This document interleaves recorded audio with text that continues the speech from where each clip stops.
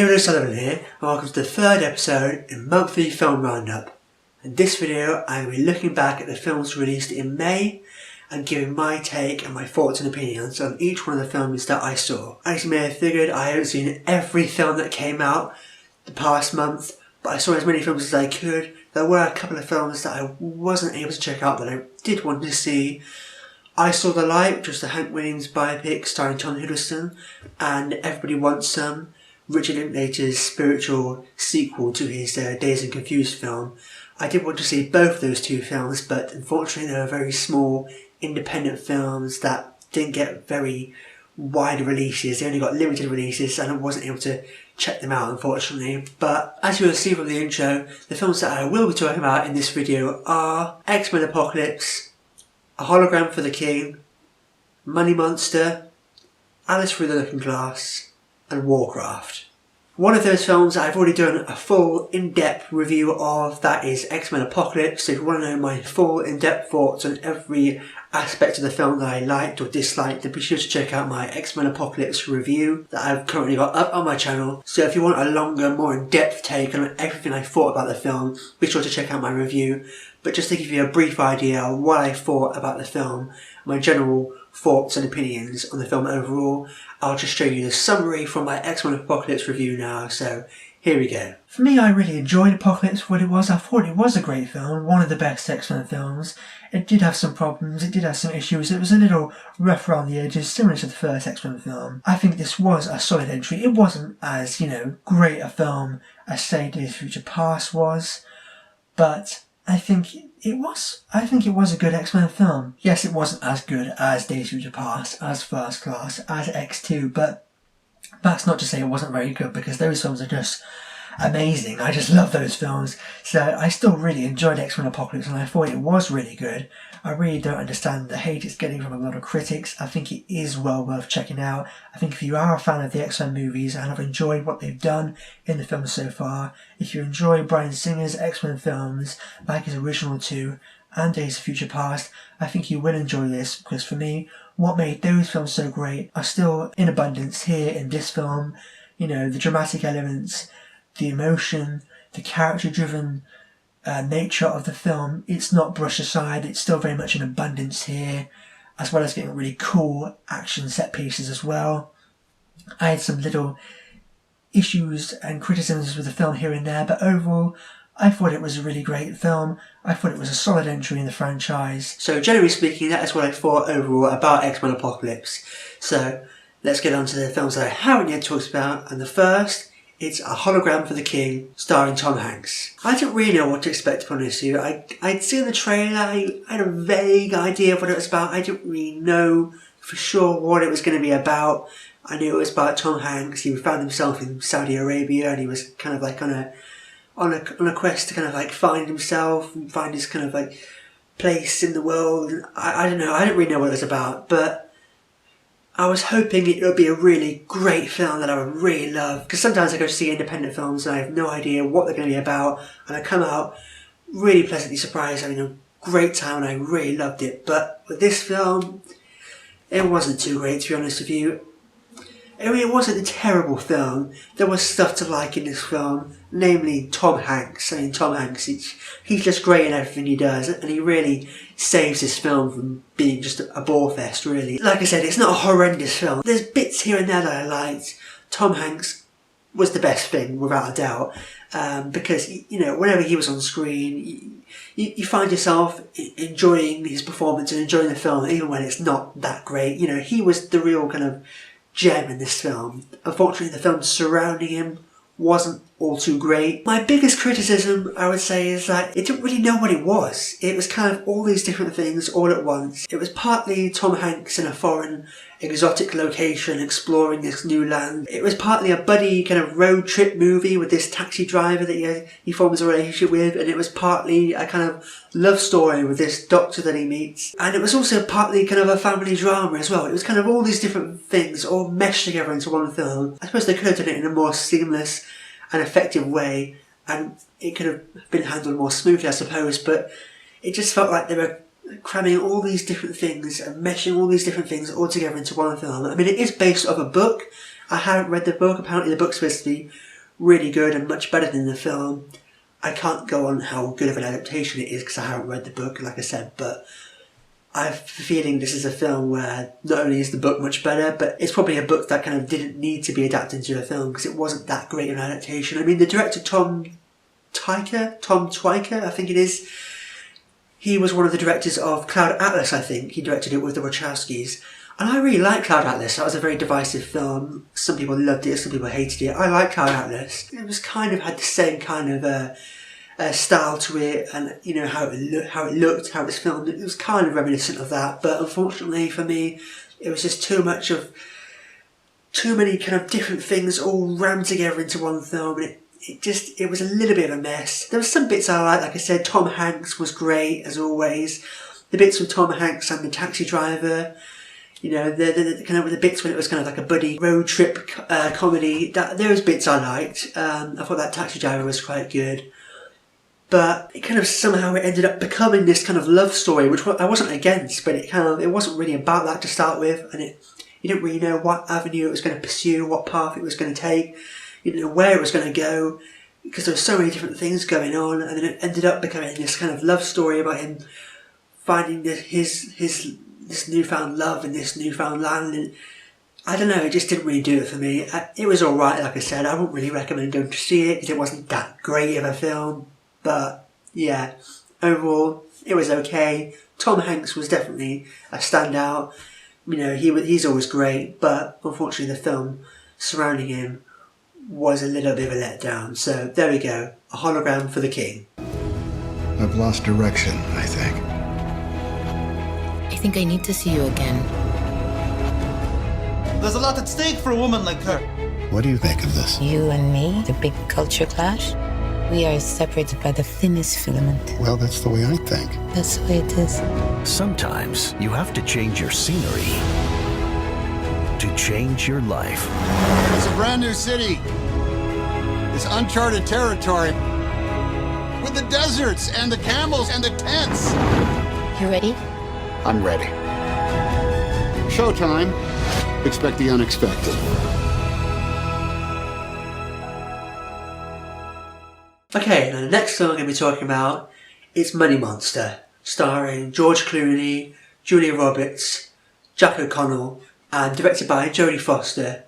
Now this was a film kind of like a hologram for the king in that I wasn't desperate to see it. I thought, I kind of wanted to see it, but I wasn't like, you know, I really want to go and check this film out now. I mean, I didn't think it was going to be a terrible film, but I thought it would just have been an okay film. It kind of looked like it was going to be just a mediocre movie. I really wasn't expecting anything great, but I thought, I may as well go and see it. I kind of wanted to see it. I was curious to see what it was going to be like. I went to go out and see it on a whim, and I actually surprisingly really enjoyed this film, and it was way better than I thought it was going to be. And like I said, I wasn't expecting a terrible film. I thought it was going to be just okay. But it was so much better than I was expecting, and I was really pleasantly surprised coming out of the cinema. And I just thought to myself, I'm so glad I went to see that film, because I really wasn't sure whether to see it or not. But I went to go and see it, and like I said, it was so much better than I thought it was going to be. And just credit to everyone involved. Jodie Foster's the director, George Clooney, Julia Roberts, Jack O'Connell. The cast is great. And, you know, directed by Jodie Foster. I've never really seen any other films that she's directed. I think she's directed a few other films before. Because I haven't really seen a film she's directed, I kind of didn't really know what to expect in that way. But now after seeing this film, I can confidently say that she is a solid director. She did a great job with this film. Because like I said, I never really knew what she was like as a director. It was kind of like when I went to see Unbroken, directed by Angelina Jolie. She was a person who had only ever experienced as an actress before. But after I'd seen Unbroken, again, it was a bit of a, you know, not everyone loved that film, but I thought it was great, and I really liked what she did with that film. And it was the same here with Jodie Foster and Money Monster. If I'm judging based on just this film alone, I think she did a great job, because it could have so easily just been a bland, boring, generic film that wasn't interesting or engaging at all. But the way it was done, it surprised me so much. It got about halfway through the film, and I just sat back and was like, oh my god. I surprised myself at how immersed and engaged and engrossed into the film I was at that point. I was like, oh my god, this is actually really good. I'm actually really engage with this film, and it really surprised me because I didn't think it was going to be as great as it was. You know, Jodie Foster did a great job with the film. Like I said, it wasn't generic. It was actually surprisingly very intense and engaging. It really hooked you and had me on the edge of my seat the whole time. I never once got bored because I had a feeling it was going to be a film that was kind of okay, just about get through it, but it wasn't that investing. But oh my god, it was so engaging. The whole way through I was immersed. I didn't get bored one time. Honestly, it really surprised me. I don't think it was just because my expectations were low. It's because it was actually a great film as well. In the wrong hands, this could have been so easy a really dull, dark, dreary, depressing film because it's quite a serious subject matter. But the way it was handled, it was very intense and serious and dramatic in the parts when it needed to be, but it also had a great sense of levity to it. You know, it was funny in certain parts. It didn't take itself too seriously. It wasn't afraid to kind of poke fun at itself and have fun.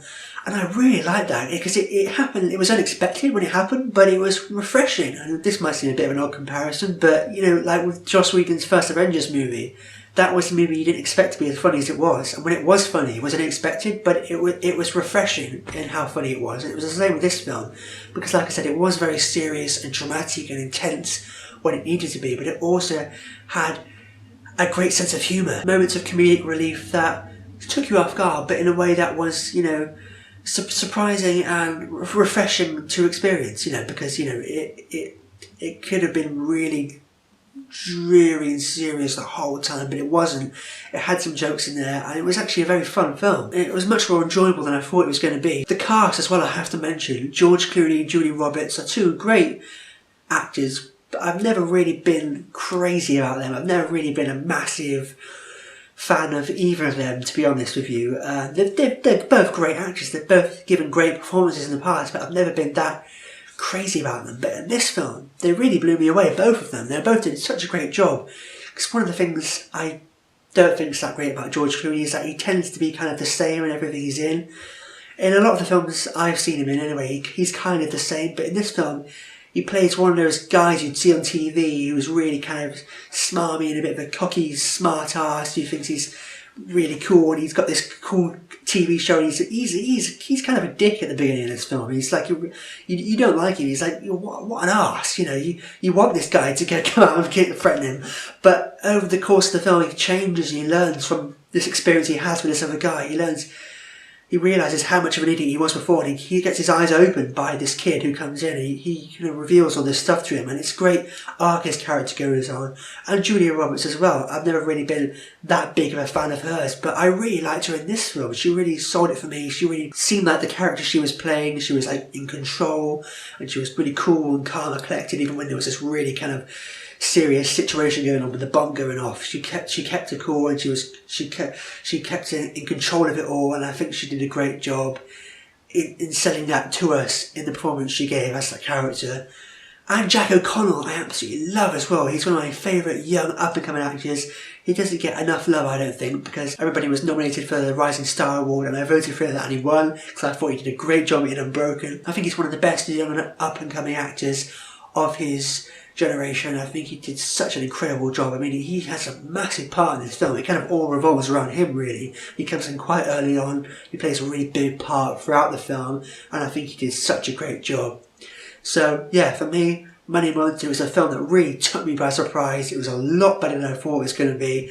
I came out of the film actually really pleasantly surprised at how much I enjoyed it and how much better it was than I was expecting. So I definitely recommend going to see this film. So yeah, that's what I have to say about Money Monster.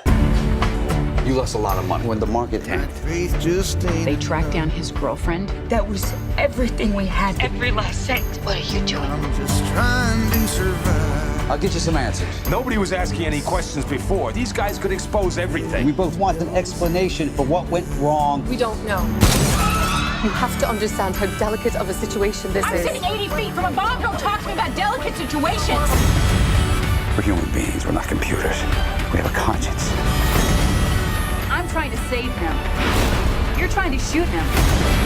I want an explanation. Follow the money, find the fraud. We're in this together now. Don't turn your back on anybody. I don't want you to die. Oh my God. You came here to get some answers. You deserve to get some answers.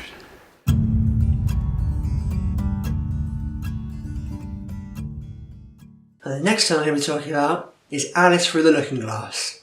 I really wasn't bothered about seeing this film at all, to be honest with you. I mean, I kind of liked the first one. I thought it was alright. I didn't love the first one. I didn't think it was an amazing film, but it was okay. My expectations were so low going into this film. I was hoping to get at least some enjoyment from it, and some bits I kind of liked, some bits I was kind of on board with, but overall it was just a complete and utter mess of a film. It was such a just dumb, stupid kids film, and I suppose little kids, young families with little kids might get some enjoyment from this film, I don't know, but me personally, I know I'm not the target audience, but I didn't have any fun with this film whatsoever. I was kind of hoping to at least have some fun with it, but it was just, so much of it was just kind of boring, to be honest with you. It was like so tough to get through. There were some parts of this movie that I liked. The opening sequence of the film I kind of liked.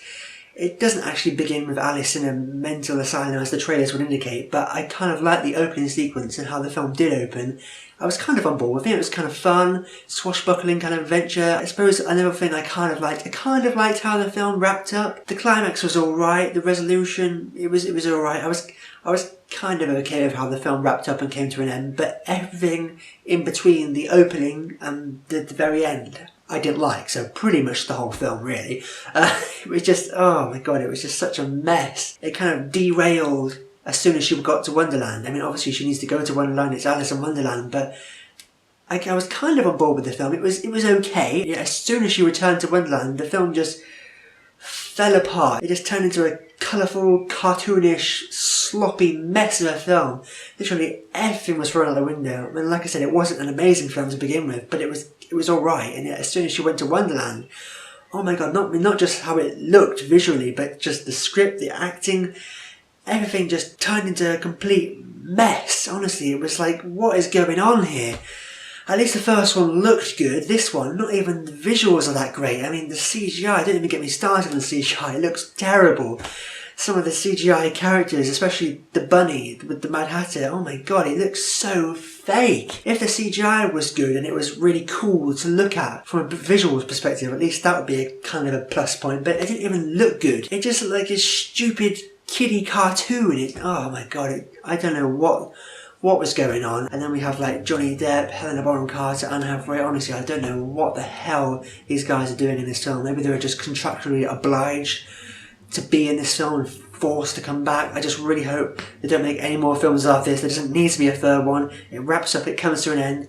There doesn't need to be a third film. I just hope they go off and do much better things, especially Johnny Depp. I don't know what he's doing. I don't know if he's just gone crazy or, he's just desperate. He just really needs some money or what, but he should leave this. It's just, oh my god, it's just such nonsense. It's such stupid rubbish. At least you can do so much better than this.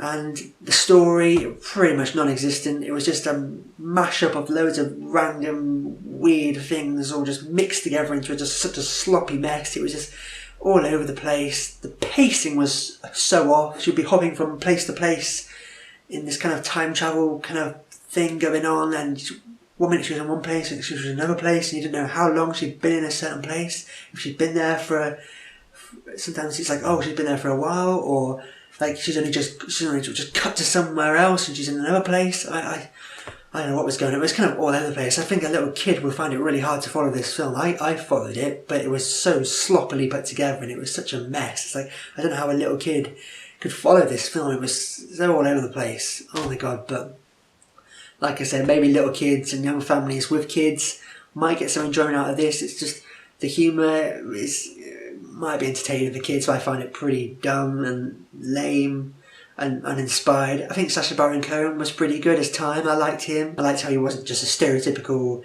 evil villain. He was Time personified, essentially. He was neither a good guy or a bad guy. He was just Time, which I kind of liked. That was pretty cool. But yeah, everything else was just, honestly, I don't know what they were thinking with this film. Like I said, I thought the first one was alright, but I don't know what the hell happened here. It was just, honestly, it was such a failure. Everything just fell apart. And hopefully the studios will just have learnt a lesson from this, from the flops of both this and Huntsman Winter's War. I hope this makes them sit back and realise, okay, I think we should stop making shitty sequels to these films that don't need to have sequels. They should just stop. Just stop. Stop making sequels to bad films, and stop making sequels to films that don't need to have sequels. Just stop, alright? We don't need another Huntsman film. We don't need another Alice in Wonderland film. Just stop. Okay, overall, as you may have figured, I didn't really like Alice Through the Looking Glass. There were some little things here and there. I liked the bits when she was in the real world. And that's not to say I'm not a big fan of fantasy worlds. I love fantasy as a genre. I love the classic Disney Alice in Wonderland film. I love it. It's just this film didn't know what it was. It was such a mess. It was, at least the first one kind of had a kind of vision, and it kind of knew what it was and what it was trying to be. This film, I don't know what was going on. Maybe if you're a little kid or you've got little kids, this film might be worth checking out. I don't know, you might be able to get some enjoyment for it, but I really wouldn't recommend going to see this film. I didn't like it at all. Like I said, there were some little things here and there that I thought were alright, that kind of worked for me, but on the whole, it was a horrible mess of a film. It wasn't that great, I've got to be honest with you. It wasn't the worst film I've ever seen, but it definitely wasn't any good, you know. So, there we go, Alice Through the Looking Glass. I wouldn't recommend going to see this film. If you're a fan of kind of dumb, kiddie fantasy films, maybe you'll like this. If you've got little kids, it might be worth checking out, I don't know. But on the whole, it wasn't a good film at all. So, there we go, Alice Through the Looking Glass. Go ask Alice! Hat is counting on you. Oh no. We all are.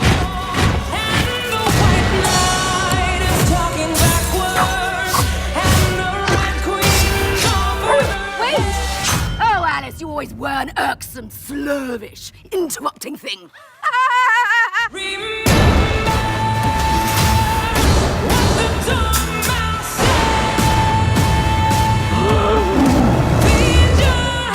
Hold on, everyone. I don't want to hold on.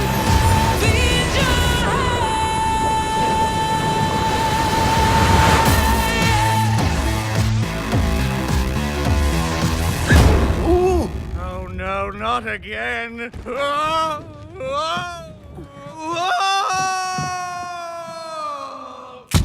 Sorry. Next film we're going to be talking about is Warcraft. Now this is a film that's highly anticipated by video game fans. I have to admit, I'm not a gamer myself. I'm not a big fan of these types of video games. I do understand the craze though. I mean, I loved video games back in the day. I was obsessed with them, but it came to about 12 or 13, I just couldn't be bothered anymore. I just didn't have the time or money, so I just stopped playing them. But yeah, Warcraft, based on the popular game World of Warcraft. And I went to see this film with low expectations. I didn't think it was going to be that great. I was expecting an okay film. I thought it was going to be okay. And it was kind of what I expected. That's not to say it was a bad film. It was good. It definitely was a good film. It wasn't as great as it could have been. That's my biggest complaint, I think.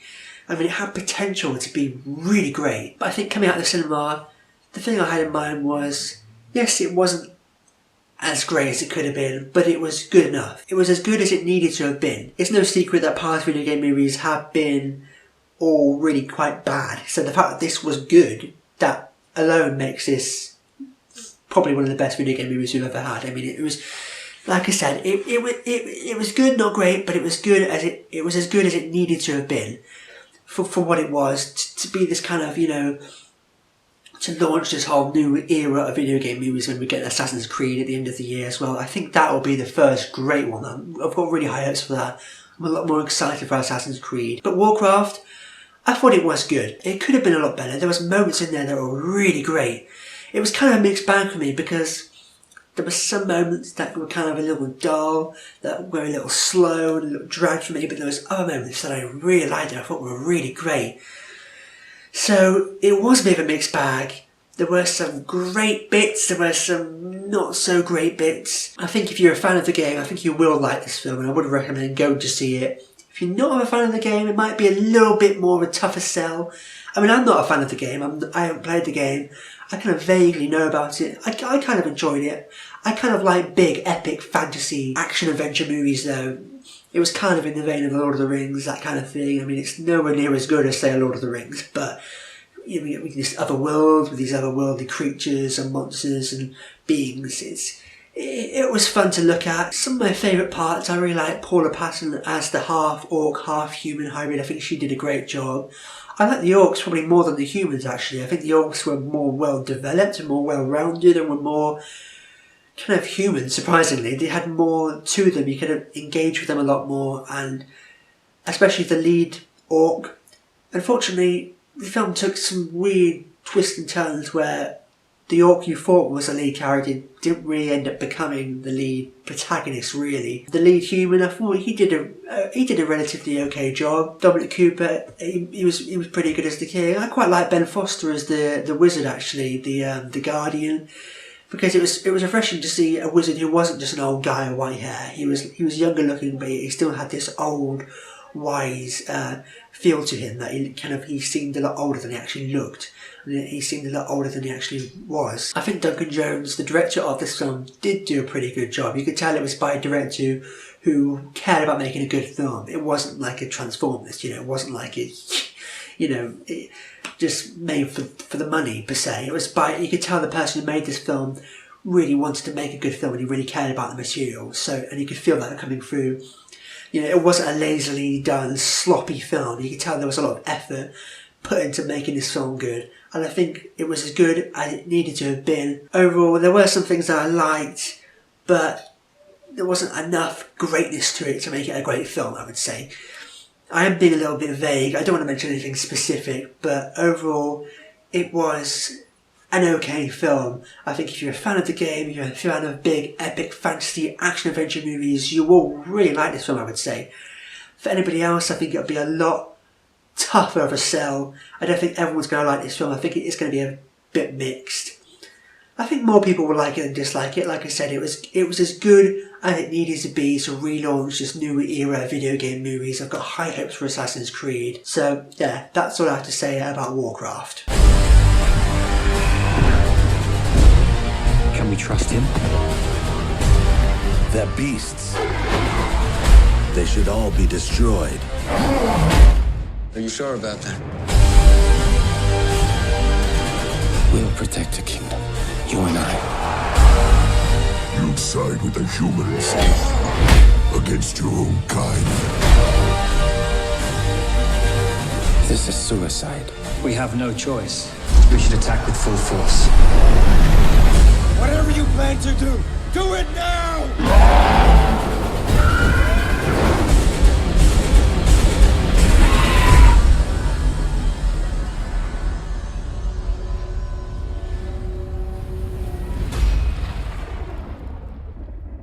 So there we go, that wraps up my monthly film roundup for May.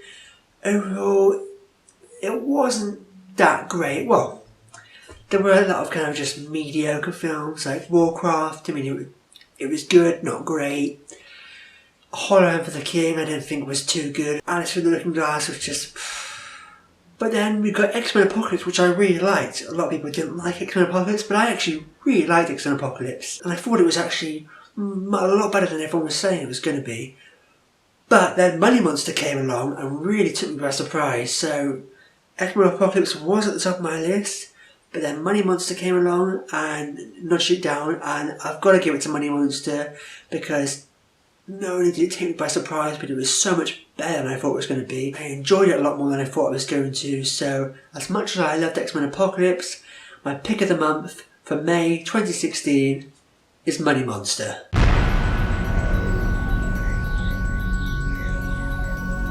So there we go, that wraps up this latest instalment in Monthly Film Roundup, May in Review. What did you think about the films that came out in May? What were your favourites? What did you think about them? Let me know down below, I'd love to know. But for now, I've been David O'Sullivan. I'll see you next time.